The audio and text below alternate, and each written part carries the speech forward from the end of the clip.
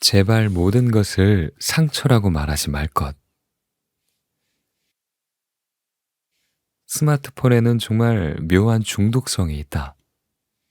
스마트폰을 끼고 살다시피 하는 아이들에게 잔소리하던 때가 엊그제 같은데 나 역시 아침에 일어나면 스마트폰부터 열어본다. 그리고 행여 놓치는 메시지가 있을까봐 항상 스마트폰을 보이는 곳에 두거나 안 보이면 찾는다. 휴대전화가 없었던 세월이 더 많았고 그때도 잘 살았는데 어쩌다가 이렇게 된 걸까?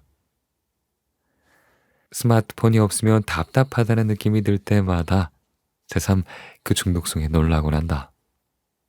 하긴 지하철을 타보면 스마트폰 때문에 고개를 들고 있는 사람을 찾기가 더 어려울 정도니 오죽하겠는가. 열의 아홉이 마치 약속이라도 한 듯이 스마트폰에 콜을 받고 바삐 손가락을 움직이는 모습을 보고 있노라면 살짝은 무섭다는 생각도 든다. 그들은 서로를 쳐다보는 법이 없으며 주변 상황이나 사람에게 아무런 관심을 두지 않는다. 예전에 한 모임에 갔을 때였다. 참석한 사람들은 모두 40대 이상의 전문직 종사자들이었다. 모두가 서먹하게 악수를 나누며 인사를 하고 명함을 주고받은 뒤에 다시 자리에 앉았다. 그런데 약속이라도 한 듯이 스마트폰을 꺼내 들여다보는 게 아닌가. 우린 같은 자리에 앉아 있었지만 각자 자신의 세계로 떠나가고 없었다. 가족끼리 외식을 할 때도 마찬가지다. 스마트폰으로 부지런히 문자를 주고받는 아이들과 그리고 엄마, 그리고 못마땅한 얼굴로 이를 바라보는 아빠가 있을 뿐이다. 그런데 더 웃긴 건 가족 간의 식사 중에도 그토록 문자를 주고받던 친구와 만나면 이야기꽃을 피우는 게 아니라 또다시 다른 친구와 문자를 주고받는다는 사실이다. 이제 사람들은 직접 만나고 부딪히는 것보다 스마트폰이란 기계를 통해 연결되는 것을 더 선호하는 것처럼 보인다. 더구나 스마트폰을 켜면 동시다발적으로 여러 사람들과 대화가 가능하다. 대화창을 몇 개 열어놓고 올라오는 메시지를 읽고 거기에 답을 남기면 그만이니까 이보다 더 편리할 수가 없다. 그리고 어떤 집단에 속해 있다는 사실은 심리적인 안정감을 주며 자신의 메시지에 즉각적으로 반응이 오는 것을 보면서 혼자가 아니다 라는 안도감도 얻게 된다. 즉, 외로운 현대인들에겐 스마트폰은 나와 세상을 연결해주는 끈이요, 내가 혼자가 아니라는 사실을 즉각적으로 확인시켜주는 중요한 소통수단인 셈이다. 그런데 이처럼 원하기만 하면 수많은 사람과 언제든 연결될 수 있는데도 사람들은 여전히 외롭다고들 한다. 현대사회는 속도와 확산의 시대다. 지구 한쪽에서 일어난 사건이나 유행이 수초도 안 걸려 그 반대편에 도달한다. 더불어 사람들과의 이동도 잦아지면서 관계에 있어서도 스쳐 지나가는 만남이 굉장히 많아졌다. 긴 시간 동안 서로를 알아갈 겨를이 없어진 셈이다. 그럴 때는 어떻게든 짧은 시간에 상대에게 강한 인상을 남기는 것이 중요해진다. 즉, 남들이 나를 어떻게 생각하는지가 중요해진다는 것이다.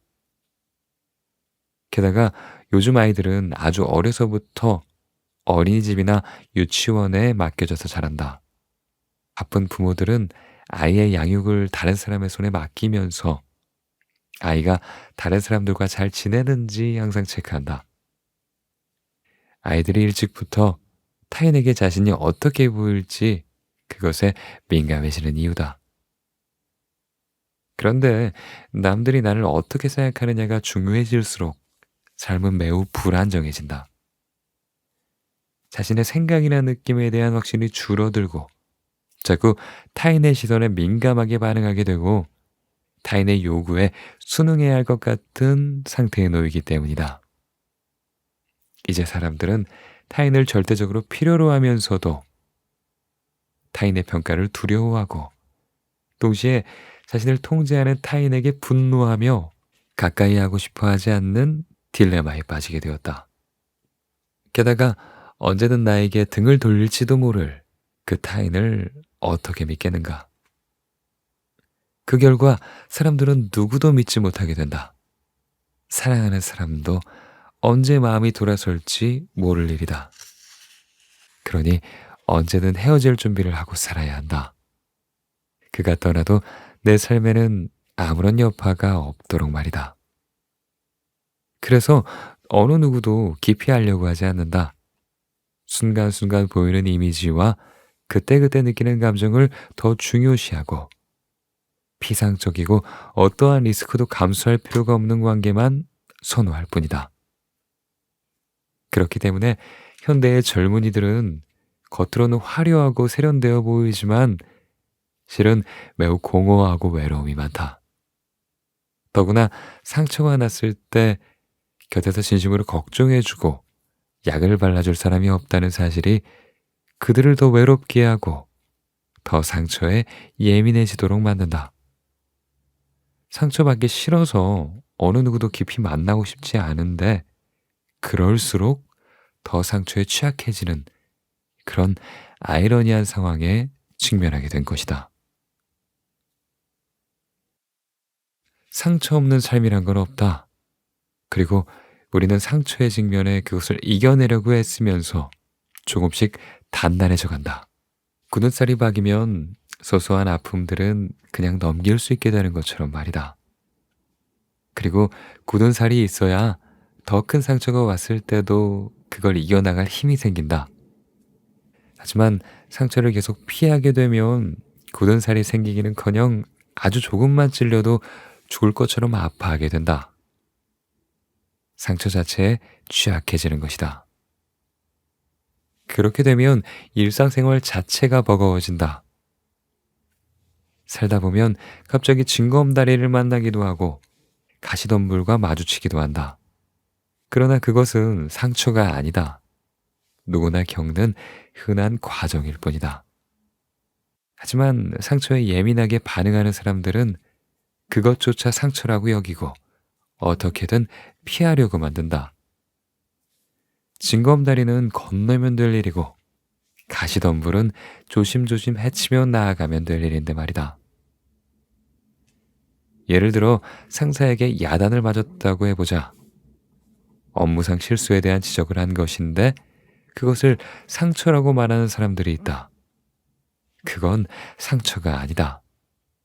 지적을 받았으면 고치면 되고 입장 차이로 인한 사소한 마찰과 갈등은 언제든지 있을 수 있는 일이다. 그런데 아주 사소한 일들까지 모두 상처라고 말하면 우리 삶은 문제 덩어리가 되어버린다. 왜냐하면 상처를 입었다는 건 누가 나에게 어떠한 위해를 가했다는 뜻이 되기 때문이다.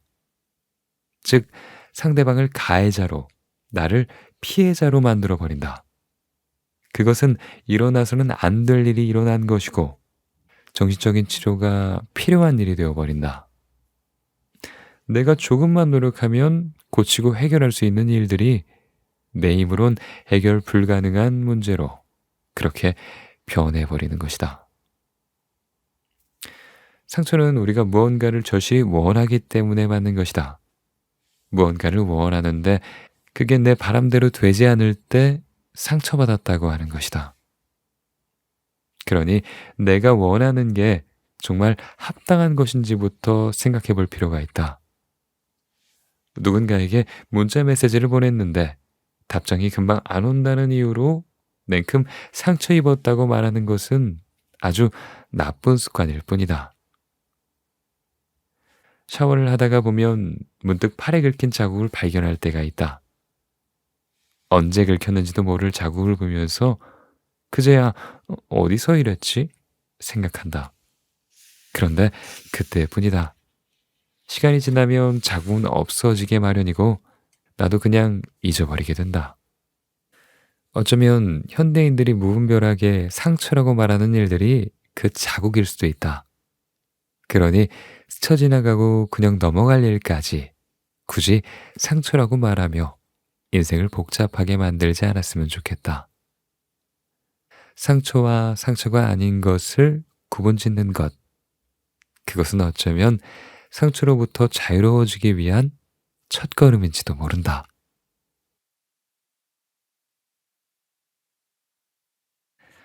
완벽한 때는 결코 오지 않는 법이다. 1987년 달벤 샤하르는 21살의 나이에 이스라엘 전국 스쿼시 대회에서 최연소 챔피언이 되었다. 우승을 한 순간 그는 가슴이 벅찼고 행복했지만 3시간이 지나자 언제 그랬냐는 듯 행복은 사라져버렸다. 스쿼시가 이스라엘을 대표하는 스포츠도 아니고 선수도 몇천 명밖에 안 되는데 거기서 1등을 한 게 그리 대단한 일은 아니라는 생각이 들었기 때문이다. 다음날 그는 세계 챔피언이 되겠다는 생각에 영국으로 떠났다. 하루라도 빨리 세계 최고의 선수가 되고 싶었던 그는 한시도 쉬지 않고 고된 훈련을 거듭했다. 그 결과 영국으로 간 지 1년 만에 청소년 메이저 대회 결승전에 오를 수 있었다. 하지만 실수하면 안 된다는 불안감과 긴장감에 시달리던 그는 팔다리에서도 쥐가 나 눈앞에 1등을 놓치고 말았다. 게다가 1년 가까이 무리하게 몸을 혹사시킨 탓에 스쿼시마저 그만두어야 했다. 하지만 모든 일을 완벽하게 해내야만 하고 한치의 실수도 용납하지 않는 완벽주의 성향은 그가 운동을 그만두고 하버드 대학에 들어간 뒤에도 변하지 않았다. 저서 완벽주의자를 위한 행복 수업에서 그는 이렇게 고백한다. 모든 교재를 한 글자도 놓치지 않고 읽어야 하고 모든 리포트와 시험에서 완벽한 점수를 받아야 했다. 이 목표를 달성하기 위해 매일 밤을 새우다시피 했고 그래도 실패할 수 있다는 불안감 때문에 리포트를 제출하거나 시험을 치르고 나면 한동안 잠을 이루지 못했다. 그 결과 그는 항상 최고점을 받았지만 불행했다. 심지어 나중에는 공부 그 자체를 싫어하게 되었다. 모든 걸 완벽하게 하고 싶었지만 어느 순간 몸도 그리고 마음도 지친 그는 점점 불행해져만 가는 자신을 견딜 수가 없었다. 그래서 자신의 불행과 불안에 대한 연구를 시작했는데 오랜 연구 끝에 깨달은 건 하나였다. 바로 완벽에 대한 집착과 강박으로 인해 끊임없이 뭔가를 해내야 했고 그럼에도 자꾸만 자신이 부족하다고 생각돼 늘 불안했으며 그로 인해 자신의 삶은 피폐해졌다는 사실이다. 자신의 경험담을 토대로 긍정심리학을 연구한 그는 현재 하버드 대학교 심리학과 교수가 되어 학생들에게 과거의 자신처럼 불행한 완벽주의자로 살지 말라고 조언한다. 완벽주의를 포기한다고 해서 절대 삶이 무너지지 않으며 오히려 더 삶을 즐기면서 잘 살게 된다는 것이 그의 이야기다.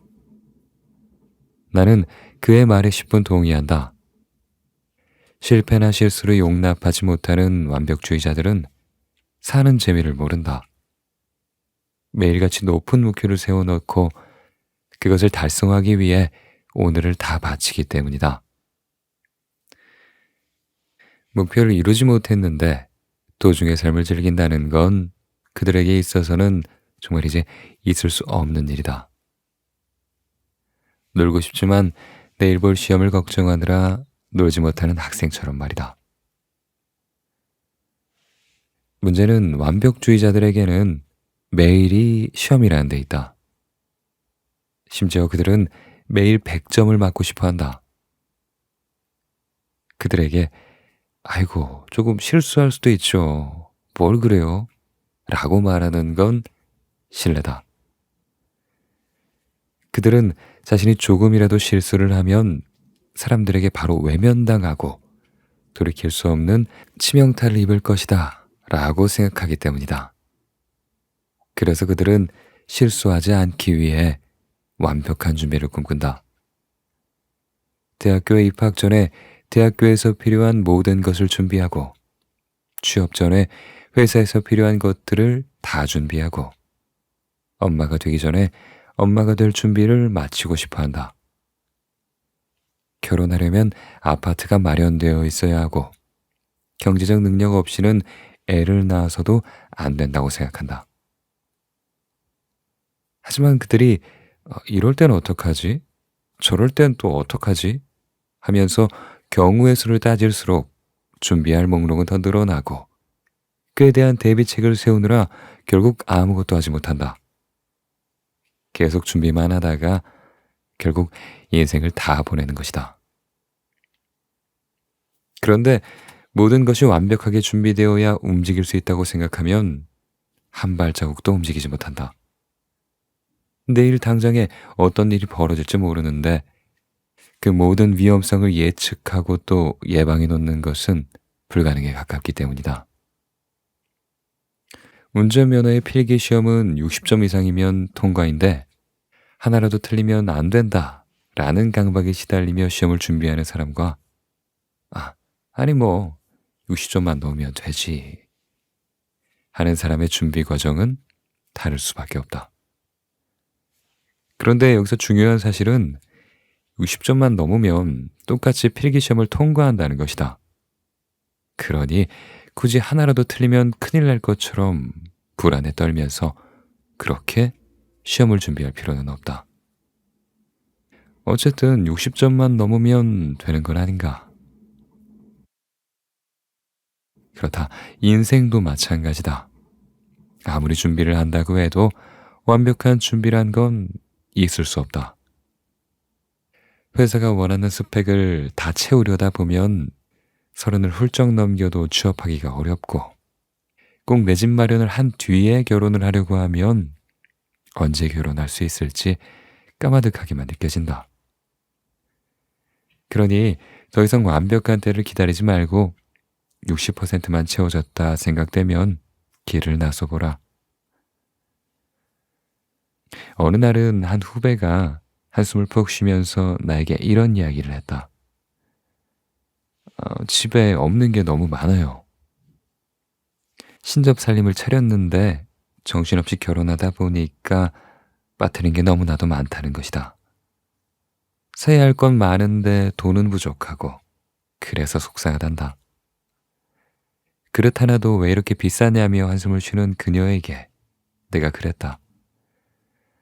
돌이켜보면 나도 돈 걱정을 하긴 했지만 하나하나 직접 사서 없는 살림 채워나가는 재미가 그게 참 쏠쏠했다고 말이다.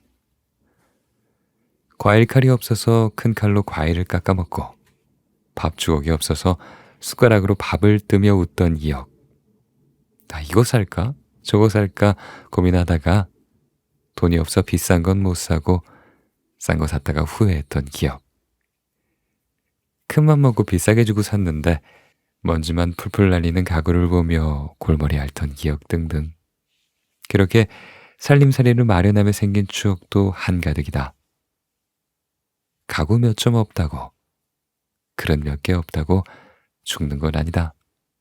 어떻게든 사라진다. 그리고 밥 주걱을 사고 과일 칼을 샀을 때, 그때 마음이 정말 뿌듯했으며 빈자리를 하나둘 필요한 가구로 채워나갈 때마다 내 힘으로 뭔가를 한 것 같아서 기뻤다. 살림살이를 채워나가는 재미가 이런 거구나를 느낀 것도 바로 그때였다. 그래서 그녀에게 나는 이렇게 말했다. 모든 걸 준비할 수도 없었을 테고 아무리 준비를 잘해도 살 게 분명히 또 있었을 거라고. 그러니 조금씩 살림살이들을 채워나가라고. 서둘러 준비했으면 오히려 집에 안 맞는 가구들을 사서 후회했을 수도 있다고 말이다. 그렇게 조급해할 필요가 전혀 없다고 그녀에게 말해주었다. 사진가 앙리 까르티에 브레송은 이런 말을 남겼다고 한다. 나는 평생 생의 결정적 순간을 포착하기 위해 헤맸다. 그러나 인생의 모든 순간이 결정적인 순간이었다. 그래서 나는 완벽한 때를 기다리지 않는다. 내 삶에는 늘 빈 구석이 많았고 그 빈 구석을 채우는 재미로 살아왔고 앞으로도 그러할 테니까. 나는 내가 가고 싶은 길을 걸을 것이다. 준비가 조금 덜 돼 있으면 어떤가 하면서 채우면 되고 그 모든 순간이 결정적인 순간인 것을.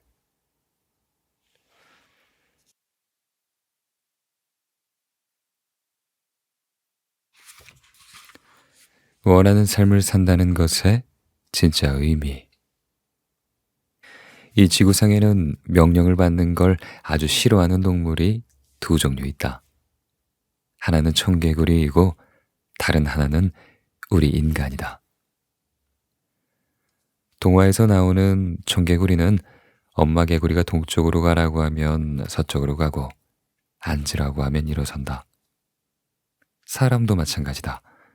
뭘 하려다가도 누가 시키면 갑자기 하기 싫고 내가 하나 봐라 하며 심술을 부리고 일부러 안 하려고 든다.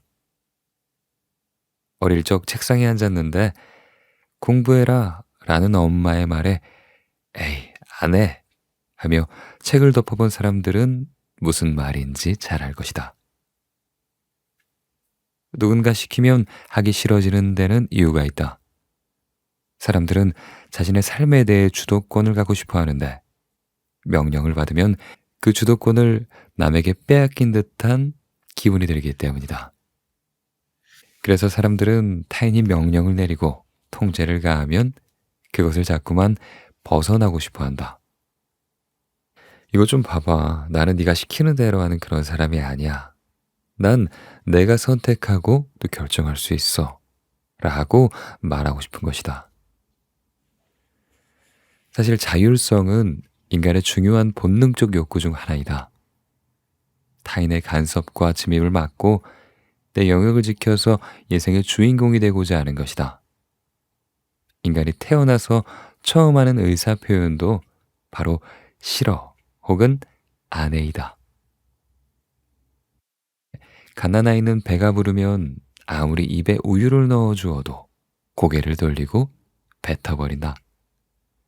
자고 싶지 않으면 죽어도 자지 않고 조금만 불편하게 안아도 제대로 안으라며 자지러지게 울어댄다. 그래서 아이를 키우려는 과정은 이처럼 뭐든지 제멋대로 하려는 아이를 사회라는 테두리에 맞춰 나가는 것이나 다름없다. 그런데 이 과정에서 과한 통제를 받게 되면 아이의 자율성에 심각한 손상이 생긴다. 말을 잘 들어야만 칭찬과 사랑을 주는 타인에 대해 극심한 분노와 애정을 동시에 느끼며 그 사이에서 큰 혼란을 겪게 되는 것이다. 그럼에도 우리는 자유롭게 살라 라는 말을 들으며 자랐다. 심지어 학교와 직업을 자유롭게 선택하고 자유롭게 연애하고 결혼 여부도 자유롭게 결정하는 등 원하는 대로의 삶의 방식을 결정하는 것이 옳다고 배웠다. 그런데 정말 자신이 자유롭다고 생각하는 사람은 극히 드물다. 대부분 부모님이 시키고 학교가 시키고 사회가 시키고 사람들이 좋다는 길을 걸으며 살아가기 때문이다. 괜히 내가 원하는 것을 고집했다가 실패하면 어떡하지? 하며 두려워할 뿐 내가 정말 원하는 것은 생각해 본 적이 없다. 그래서 사회적으로 보면 잘 살고 있는 것처럼 보이는데 내 안에서는 자꾸만 화가 치솟는다. 남들의 눈 때문에 늘성적으로 움직이는 나 자신이 싫은데 그런 상황에서 누군가 나를 조금이라도 통제하려고 들면 통제 그 자체에 예민해진다. 존중받기는커녕 남들에게 또다시 휘둘리는 느낌이 강하게 들기 때문이다. 특히나 어릴 적 부모님의 강한 통제 속에 자라난 아이는 어른이 되어 통제받는 것을 유달리 못 견디는 경향을 보인다. 상담 시간에 친정부모와 시어머니 얘기부터 꺼내는 환자가 있었다. 양반 가문의 며느리로서 겪는 고생담은 기본이었다. 그녀의 이야기는 늘 우리 아버지가, 우리 엄마가, 우리 시어머니가 라는 말로 시작되었고 그들에게 받은 상처와 숨막히는 일들을 토로하다 보면 어느새 상담 시간이 다 지나가 버리곤 했다. 시댁과 친정 모두 엄하고 유난스럽기는 했다. 그런 말도 안 되는 일들을 겪으며 어떻게 살까 싶기도 했다. 하지만 내가 그녀를 진짜로 걱정했던 것은 다른 이유 때문이었다. 1년 넘게 상담을 하는 내내 그녀의 이야기엔 그녀가 없었다. 늘 그들에게 당하거나 그들과 있으며 겪는 일밖에 없었던 것이다. 당신의 인생인데 당신의 이야기가 없네요. 늘 그들의 이야기밖에는요. 나는 그녀에게 그들의 역사를 읊는 대신에 그녀 자신의 역사를 써내려갔으면 좋겠다고 했다. 그들에게 끌려다니고 휘둘리는 이야기 말고, 그들 때문에 아무것도 못하는 이야기 말고, 그 와중에 하나라도 스스로 만들어가는 것이 있으면 좋겠다는 말을 해주었다. 그녀는 많이 놀라는 눈치였다. 그들이 원하는 것을 들어줘야 하고 그들에게 맞춰 지내야 한다고 생각하며 살았는데 그러느라 정작 내팽개치고 버려두었던 것이 바로 자기 자신이라는 사실을 그제야 깨달은 것이다.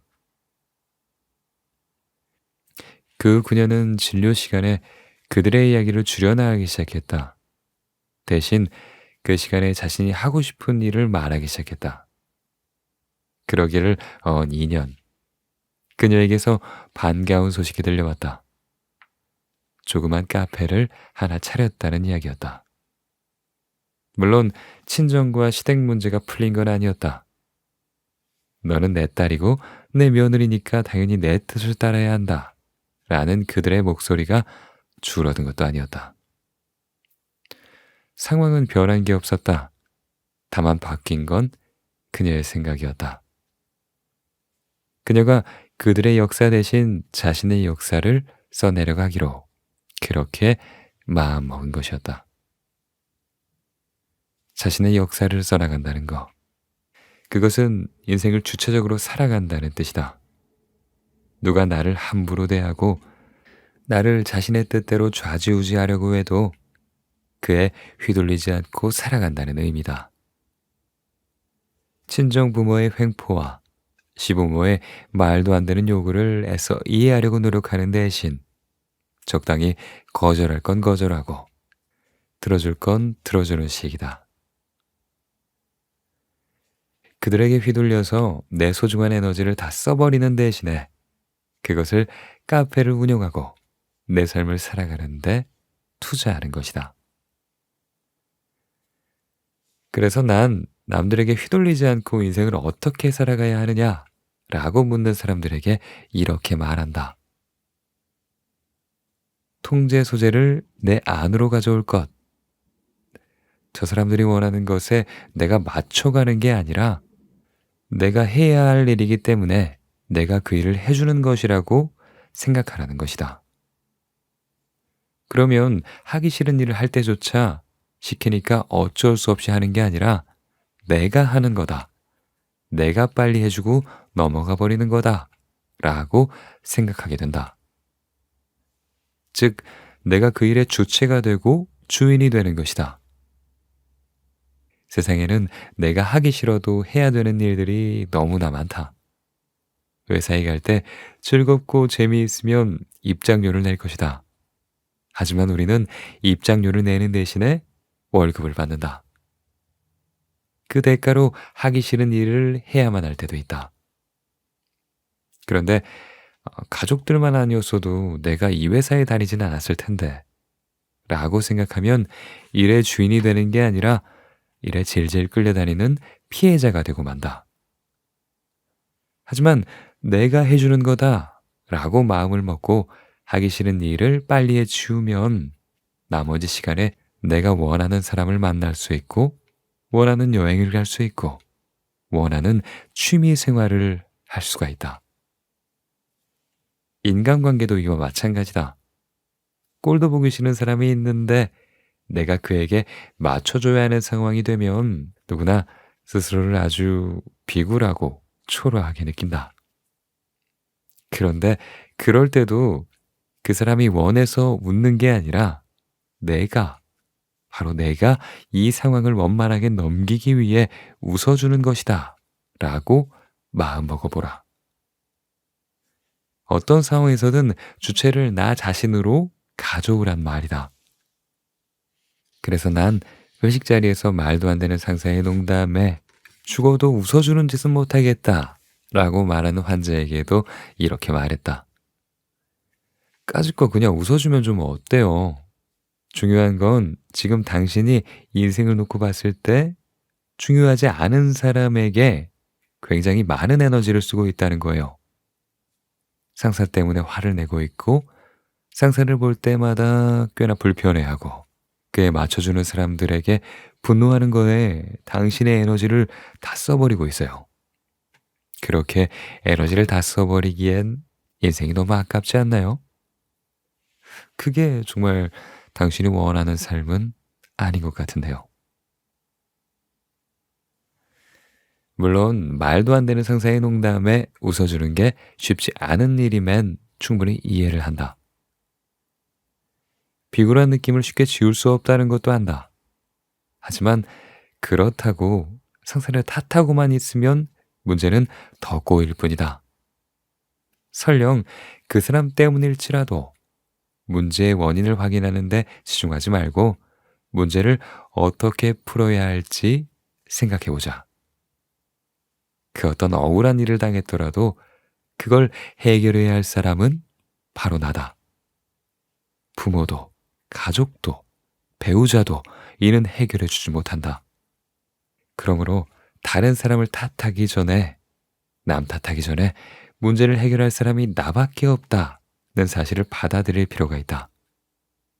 그래야 남의 역사가 아닌 바로 내 역사를 써내려 나갈 수 있고, 남의 인생이 아닌 바로 내 인생을 살 수 있는 것이다.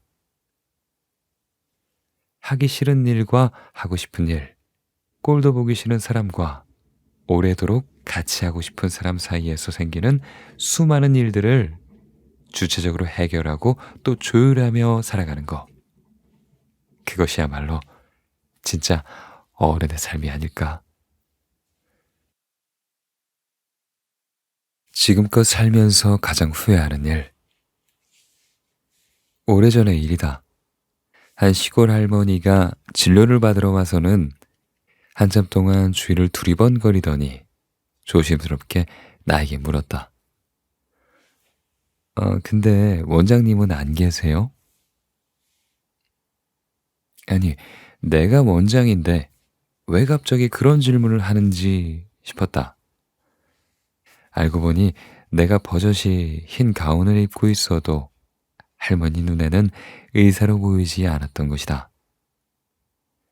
할머니가 살아왔던 남존여비 세상에서는 여자가 의사를 한다는 게 말이 안 되는 일이었으니까. 물론 지금은 세상이 많이 달라졌다. 의과대학에서 여학생이 차지하는 비율이 30%를 넘고 그만큼 여의사도 많아졌다. 그럼에도 여자 후배들은 나를 찾아와서 아이를 낳는 게 두렵다고 했다. 환자 보랴, 논문 쓰랴, 일도 산더미처럼 많은데 언제 아이를 낳고 또 키우냐는 것이다. 아이를 잘 보살필 자신도 없는 데다가 그 때문에 어쩔 수 없이 일을 소홀하게 되어 승진해서 밀리고 도태될까 봐 두렵다는 것이다. 어찌 그 마음을 모르겠는가? 세상이 달라졌다고 해도 워킹맘의 길은 아직도 힘든 측면이 많이 있다. 후배에게 아이를 낳았으면 좋겠다고 선뜻 고안하지 못하는 이유다. 나는 인턴 때 대학 동기와 결혼했는데 원치 않게 곧바로 임신을 하게 되었다. 다들 힘든데 임신했다는 이유로 일을 줄여달라고 할 수 있는 처지가 아니었다. 그러던 어느 날 외과를 돌 때였다. 그날따라 중환자실에서 환자에게 심폐소생술을 해야 하는 상황이 잇따라 벌어졌다. 환자 3명의 목숨이 왔다 갔다 하는 위급한 상황이다 보니 동료와 선배들이 이리 뛰고 저리 뛰는데 나라고 가만히 있을 수는 없었다. 급한 대로 임무백을 잡고 일이 터지면 달려가서 심장 마사지를 했다. 어느 순간 배가 뭉치는 걸 느꼈지만 아이가 무사하기만을 바라며 환자를 살리는데 매달렸다. 눈앞에서 환자가 죽어가고 있는데 나 임신 중이에요 라며 뒤로 빠질 순 없지 않은가. 그런데 다행히 환자들이 고비를 넘긴 그날 밤 나는 하혈을 했고 끝내 유산을 하고 말았다. 처음이었더랬다. 의사가 된 게 너무 후회가 되었다. 무리하게 심폐소생술만 안 했어도 아이를 잃지 않았을 텐데 뱃속에 아이를 보호하지 못했다는 죄책감에 한참을 울었다. 그 후로도 얼마 동안은 아이를 잃은 충격에서 벗어나지 못하고 내내 힘들어했다. 그런데 정말 시간이 약인가 보다. 어느덧 나는 2아이를 낳았고 아이들을 키우며 의사생활을 계속했다. 병원 일 하랴, 집안일 하랴, 2아이를 키우랴, 시부모를 봉양하랴, 하루가 어떻게 가는지도 모르는 날들의 연속이었다. 하지만 남편과 가족들 모두 도와주지 않는데 4가지 역할을 다 하려고 하니 어느 것 하나도 제대로 하는 게 없을 수밖에 없었다. 그래도 딴에는 최선을 다하는 건데 병원에서도 그리고 집에서도 그걸 알아주는 사람은 아무도 없었다. 게다가 엄마로서 아이들을 제대로 돌보지 못하고 있다는 죄책감에 그리고 미안함에 감히 힘들다고도 말하지 못했다. 그러는 사이 아이를 키우는 것도 병원 일을 하는 것도 집안일을 하는 것도 모두 다 하기 싫지만 숙제처럼 해야만 하는 일이 되어버렸다. 아침에 일어나면 오늘 하루를 또 어떻게 버텨야 하나 한숨이 먼저 나왔다.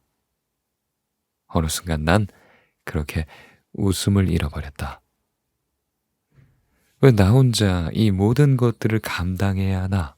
라는 피해의식에 사로잡혀서 남편과 가족들을 원망하고 불공정한 세상을 원망했다. 돌이켜 생각해보면 그때 그렇게라도 버티지 않았더라면 지금의 내가 없었을지도 모른다. 하지만 그럼에도 의무감과 책임감만으로 하기 싫은 숙제를 하듯 살았던 그때를 생각하면 가슴이 너무 아프다. 내가 지금껏 살면서 가장 후회하는 것, 그건 바로 그때의 삶을 즐기지 못했다는 것이다. 아이를 키우는 기쁨을 즐기기는커녕 행여 아이에게 부족하고 좋은 엄마가 못 될까봐 스스로를 닥달하면서 살았고 일의 기쁨과 행복을 느끼기보다 행여 뒤처질세라 쫓기듯이 일을 하고 또 공부를 했다. 삶을 즐기려고 마음먹었다면 시간을 분배하고 내가 할 수 있는 일과 할 수 없는 일을 구분해 가족에게 도움을 청했을 텐데 나는 그러지 못했다. 삶을 즐기려고 마음먹었다면 집에 가자마자 저녁을 준비한다고 서두르기 전에 아이와 눈 한 번 더 마주치며 안아주었을 텐데 나는 그러질 못했다. 삶을 즐기려고 마음먹었다면 출근하며 하늘 한번 쳐다볼 여유를 가지고 환자를 기쁘게 맞이할 수 있었을 텐데 나는 그러지 못했다. 더 기가 막힌 건 누군가 나에게 삶의 즐거움을 포기한 대가로 얻은 게 무엇이냐고 그렇게 물으면 정말이지 할 말이 없다는 것이다. 그 시절에 가졌던 죄책감과 피해의식은 나의 기쁨을 앗아가고 나를 피곤하게 만들었으며 나를 분노하게 만들었을 뿐이다. 죄책감과 피해의식에 시달릴 시간에 삶을 즐길 아이디어를 내서 그걸 실천에 옮겼더라면 이렇게까지 후회하지는 않았을 것이다. 아이를 하루 못 씻기고 재웠다고 해서 큰일이 나지는 않는다. 일이 많으면 하루쯤 시부모님 저녁상을 못 차릴 수도 있다. 남편에게 아이를 봐달라고 당당하게 요구해도 된다. 그렇게 해서 얻은 시간에 친구들을 만나 밀린 수다를 떨어도 좋을 일이다. 보고 싶은 영화를 보고 듣고 싶은 음악을 들을 시간이 정말 없을까?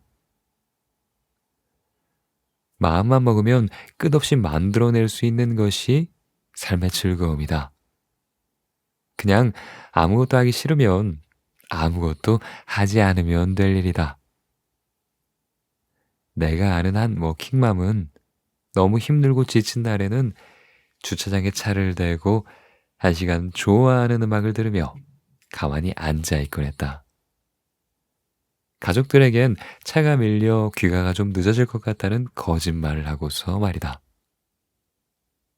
나는 그녀에게 참 잘하고 있다고 말해주었다. 삶을 즐기는 건 무엇을 해야 한다는 말을 줄이고 무엇을 하고 싶다는 말을 늘려가는 것. 그것이 시작이다. 천재는 노력하는 자를 못 당하고 노력하는 자는 즐기는 자를 이기지 못한다. 그리고 의무감과 책임감만으로 살아가기엔 인생이 너무 아깝지 않나? 내가 다시 그 시절로 돌아갈 수만 있다면 나는 눈앞에 놓인 과제들에 내 인생을 다 내어주기보단 좀 더 멀리 보며 나를 아껴주고 틈틈이 나에게 즐거운 음악을 들려주고 달콤한 휴식을 허락할 것이다.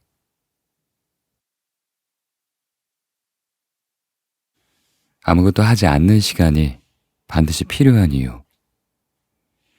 우리나라 무용치료의 선구자인 류분순 교수는 한국임상예술학회에서 만났는데 벌써 만난 지 32년이 흘렀다. 4살 차이를 넘어서 인생의 친구가 되어 서로 참 많은 것들을 나누며 살아왔는데 이제는 목소리를 듣기만 해도 좋다.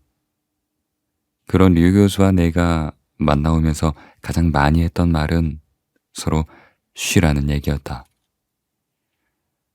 좀 쉬어가면서 하세요. 그러는 교수님도 좀 쉬세요. 너무 무리하지 마시고요.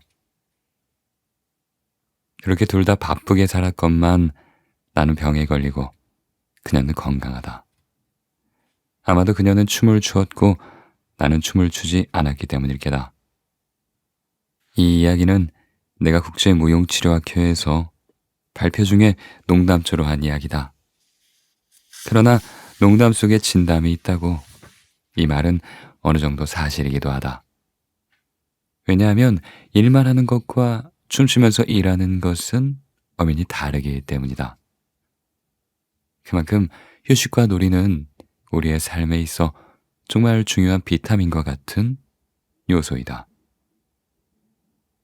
그런데 나는 의사와 2 아이의 엄마로 살아오면서 파킨슨병으로 병원을 그만두기까지 30여 년 동안 제대로 쉬어본 적이 없다.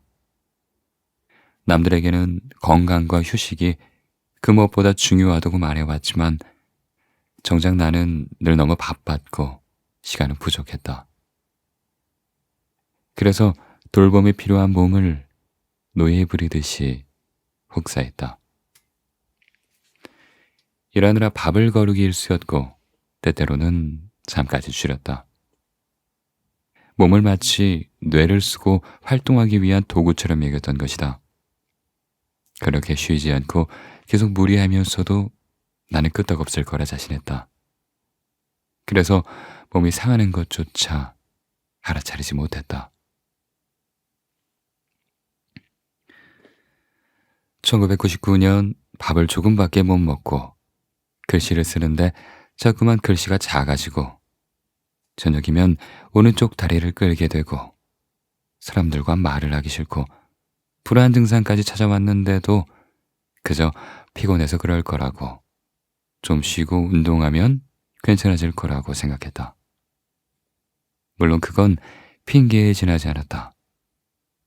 운동을 시작한 것도 쉰 것도 아니었으니까 말이다.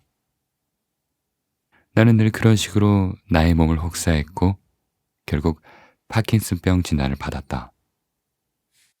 나는 왜 말로 쉬어야 한다면서도 몸을 혹사했던 걸까?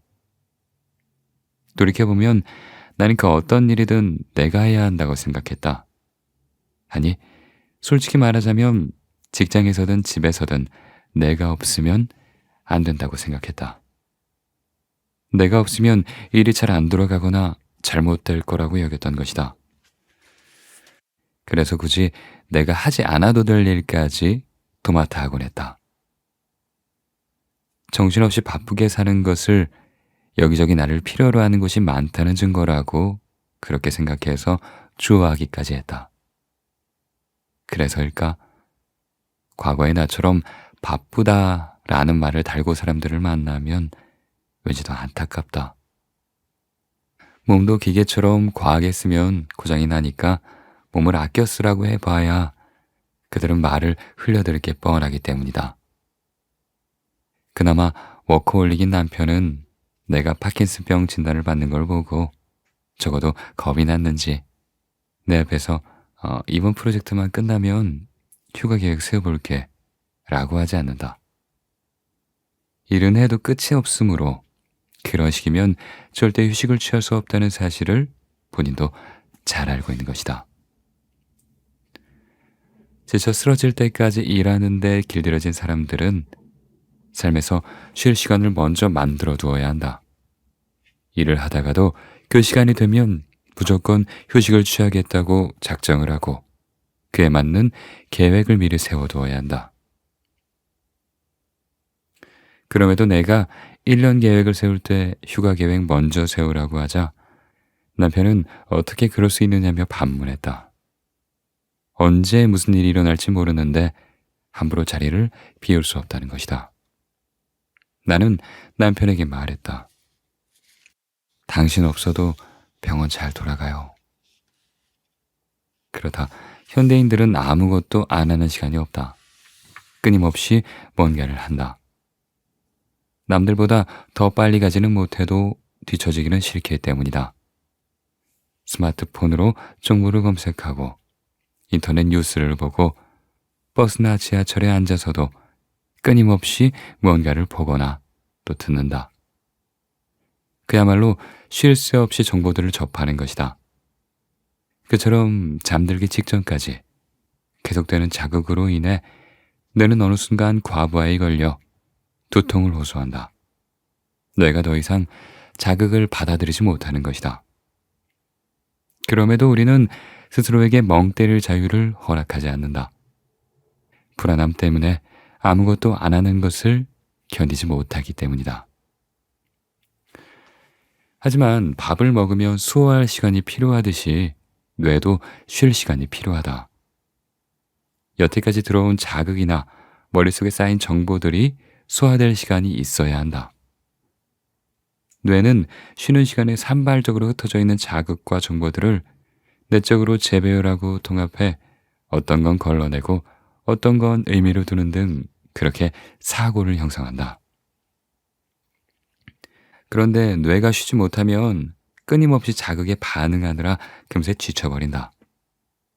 그러므로 어떤 답이 계속해서 떠오르지 않을 때는 그냥 그 문제를 잊어버리는 것도 한 방법이다.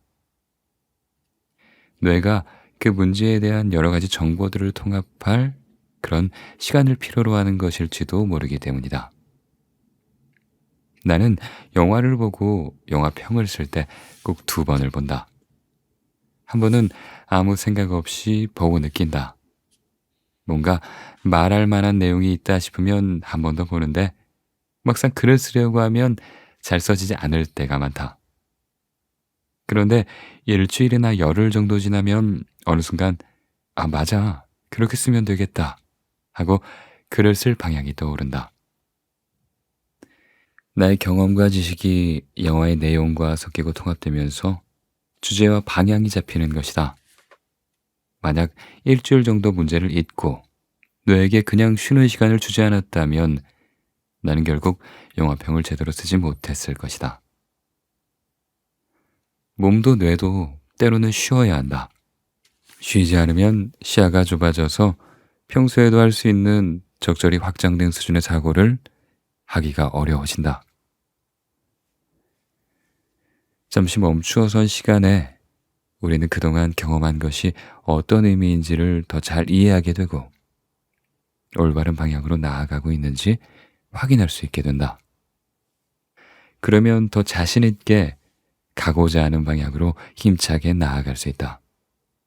그러니 몸은 피곤한데도 계속 쉬지 못하고 있다면 의도적으로 잠시 멈춤을 스스로에게 허락해보라.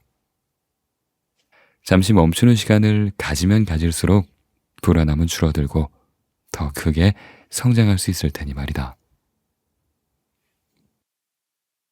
나는 요즘 몸을 소홀히 여기지 않는다. 몸이 보내는 신호에 언제나 귀를 기울이며 몸을 피로하게 만들지 않는 것이다. 예전에는 몸이 피로해도 정신만 괜찮으면 잠을 조금만 자면서 버텼다. 하지만 요즘엔 몸이 피로하고 힘들면 일단 쉰다. 쉬면서 하늘을 쳐다보고 바람도 느끼고 가볍게 산책을 가기도 한다. 운동도 열심히 한다.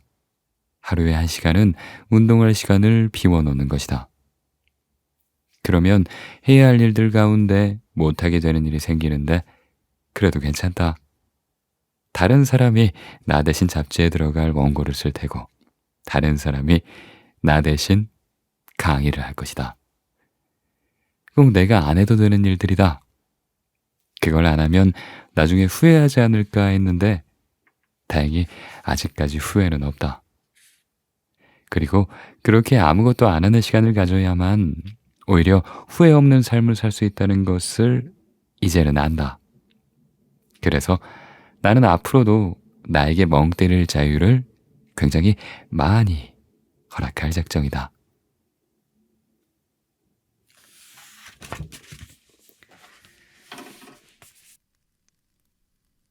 네, 김혜남 작가님의 만일 내가 인생을 다시 산다면 읽어봤습니다. 네. 작가님의 책 중에 제일 기억에 남는 게 있다면 30살이 심리학에게 묻다라는 책이 있습니다. 제가 그 책을 만난 게 군대에서였어요. 2008년이었던가요? 그때 만났는데 참 되게 감명 깊게 읽었던 기억이 있습니다. 그 책으로 인해서 심리학에 되게 관심을 많이 가졌던 것 같아요. 심리학 책을 많이 읽게 되면 자기 스스로가 왜 그런 행동을 했는지를 한 번 더 생각해 보는 것 같습니다. 책을 안 읽을 땐 그냥 지나갔을 것들이 그런 책을 읽음으로써 조금 더 내가 그래서 이랬구나, 저래서 저랬구나 하면서 좀 스스로의 삶을 피드백해 볼 수 있는 기회를 주는구나 하는 생각이 들었습니다. 네. 근데 그게 벌써 14년이 흘렀네요. 그 책을 보고 나서. 시간이 참 빠른 것 같아요. 네. 그래요. 저자의 이 만일 내가 인생을 다시 산다면이란 제목이 참 끌렸던 것 같아요. 마치 되게 많은 것을 깨달은 진짜 어른이 아직 삶이 어려운 청년들에게 어떤 조언을 건네주는 듯하다라는 기분이 들었습니다. 이 책을 보면서. 되게 밑줄 치고 싶은 문장이 굉장히 많았어요. 꼭지의 제목들도 굉장히 끌렸고, 이를테면 지금껏 살면서 가장 후회하는 일, 그게 뭘까 이런 생각도 들었고, 완벽한 때는 결코 오지 않는 법이다. 공감이 엄청 됐습니다. 네. 아무것도 하지 않는 시간이 반드시 필요한 이유, 이건 제가 굉장히 많이 느끼고 있던 건데 실제로 그렇죠. 정말 아무것도 안 하는 시간이 좋다는 걸 알고 있지만 뭔가 내 시간을 어떤 것으로 자꾸 채우고 싶은 게 인간의 본성인 것 같아요. 가만히 있는 시간이 좀 아깝다고 느껴지는데 그럼에도 참 필요하죠. 쉬는 시간이, 아무것도 하지 않고 멍 때리는 시간이, 산책하는 시간이 필요합니다. 네. 저는 책을 읽다가 많이 공감이 됐던 부분이 하나 있었어요. 꼴도 보기 싫은 사람이 있는데 그에게 맞춰줘야 하는 상황이 생기면 누구나 스트레스를 받고 고통스러워한다라고 저자는 말합니다. 이를테면 회식 자리에서 상사에게 웃어줘야 하는 그 상황이 너무 싫어서 상사가 밉고 이렇게 비위 맞춰주는 옆에 동료들이 짜증이 나고 화가 나요. 근데 거기에다 에너지를 쏟으면 참 그게 참 아깝지 않냐 라고 저자는 되묻습니다. 생각해보면 그렇죠. 이렇게 내가 화내고 짜증난다고 해서 나만 스트레스 받는 거고 나만 짜증나는 거잖아요. 네. 결국 내가 잘 살아야 되는 거고 내가 행복해야 되는 건데, 그거는 저자의 말대로 상사를 탓하고만 있으면 문제가 더 꼬일 뿐입니다. 네. 설령 그 사람 잘못 때문일지라도 문제의 원인을 확인하는 데 치중하지 말고 문제를 어떻게 풀어야 할지에 집중하자 라는 저자의 말이 더 가슴에 와닿는 이유였습니다. 그래요. 진짜 우리의 인생의 문제는 사실 부모도 가족도 배우자도 해결해 줄 수 없는 게 맞아요. 내가 조금 더 한 발 앞서서 생각하고 해결하려고 노력해야 합니다. 네. 그러기 위해선 탓하는 마음을 버리고 먼저 내가 어떻게 할 방법이 있을까를 생각하는 게 우선일 것 같아요. 그게 정말 삶의 스트레스를 많이 낮춰주는 일이라고 저는 생각합니다. 그리고 저는 굉장히 공감이 됐던 꼭지가 또 제발 모든 것을 상처라고 말하지 말 것이라는 꼭지였는데요. 그거 알아요? 요즘에는 아토피가 더 많아졌대요, 옛날보다. 왜 지금 이렇게 위생이 더 좋아지고 그랬는데 아토피가 더 많아졌을까 하는 생각을 해보면 그런 생각이 또 듭니다. 옛날에는요, 우리 막 놀이터에서 흙 가지고 놀다가도 막 친구가 과자 사오면 같이 그 손으로 막 먹고 그랬잖아요. 되게 어떻게 보면 굉장히 지저분한데 그런 게 오히려 더 우리의 면역력을 더 키워주고 사소한 거에 그렇게 아파하지 않게 해줬다라는 말을 어디선가 들은 적이 있는 것 같아요. 예. 오히려 너무 깨끗한 환경에서 상처를 피하려고만 하고 너무 이렇게 더러운 걸 피하려고만 하고 막 그런 상황들이 오히려 더 자그마한 어떤 자극이 왔을 때 난리가 나고 그런 게 되는 게 아닌가 하는 생각을 해봤습니다. 예. 어디선가 그런 얘기를 들은 것 같은데 그럴 수도 있겠다 하면서 공개를 끄덕였던 기억이 있습니다. 김연남 작가님도 그랑 비슷한 말을 하고 있어요. 저자는 이렇게 말해요. 살다 보면 갑자기 징검다리를 만나기도 하고 가시덤불을 만나기도 해. 근데 그건 상처가 아니야. 누구나 겪는 삶의 한 과정일 뿐이야. 근데 있잖아, 상처에 예민하게 반응하는 사람들은 그런 것조차 상처라고 여겨. 그래서 피하려고 하지. 징검다리는 그냥 건너면 그만이고 가시덤불은 조심조심 헤쳐나가면 되는데 말이야. 예를 하나 들어볼까? 만약에 네가 상사에게 야단을 맞았다면 그건 업무상 실수에 대한 지적을 한 걸지도 몰라. 근데 그걸 상처라고 말하지는 않았니? 그건 있잖아, 상처가 아니야. 만약에 네가 지적을 받았으면 고치면 되고, 그게 아니라 입장 차이로 인한 사소한 마찰과 갈등은 언제든지 말로 해결할 수 있어. 그런데 그런 아주 사소한 일까지 모두 상처라고 말해버리면 우리의 삶은 아주 문제 덩어리가 되어버려. 왜냐면 상처를 입었다는 건 누가 나에게 어떤 위해를 가했다는 뜻이고, 그건 상대방을 가해자로, 나를 피해자로 만드는 일이기 때문에 그래. 그건 말이야, 일어나서는 안 될 일이 일어난 것이고 또 정신적인 치료가 필요한 일처럼 보여. 있잖아, 이거는 내가 조금만 노력하고 고치면 해결될 일이 내 힘으로 해결하기 어려운 일이 되어버린 것과 같아. 저는 이쪽 단락이 되게 좋더라고요. 맞거든요. 그쵸? 참 근데 또 실제로 이런 상황에 마주쳤을 때 상사가 막 뭐라고 하면 그 순간은 굉장히 힘들 건데 그냥 그거를 약간 무던하게 넘길 수 있는 사람과 계속 그걸 잡고 있으면서 아 이건 나 상처받았어 곱씹으면서 이렇게 꿍하고 있는 사람하고는 그 사람의 삶이 흘러가는 그런 평탄함에 있어서 많이 차이가 있을 거라 생각합니다. 네.